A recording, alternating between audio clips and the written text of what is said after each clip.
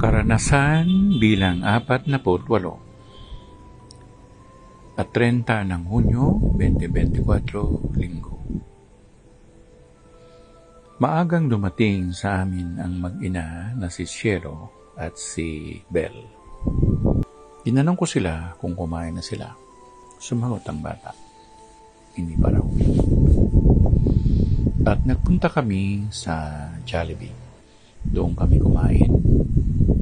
Gaya ng dati, paborito ni Bel ang chicken nuggets at ang french fries, pero hindi niya masyadong kinain ng french fries.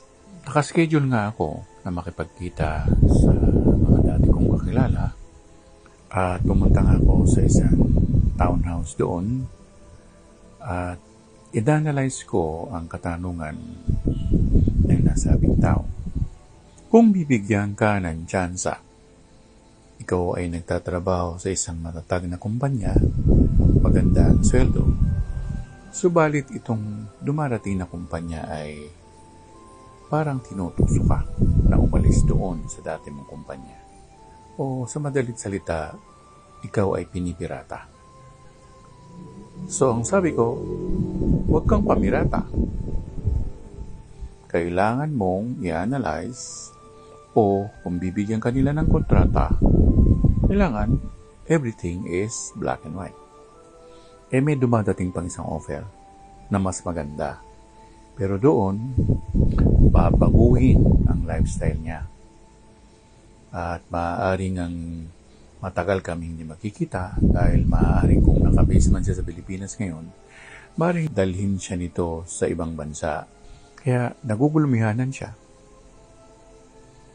Pero sa madalit salita, naliwanagan naman ang mga paliwanag ko sa kanya.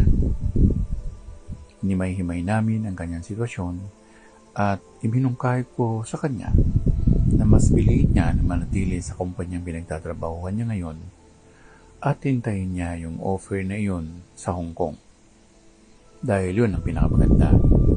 Pero ayusin niya ang pagharap niya sa ibang klaseng buhay o sa ibang klaseng lifestyle na buhay. Dahil maaaring ikorap siya nito at mauwi sa wala ang kanyang mga pinaghihirapan. Ingat-ingat lang.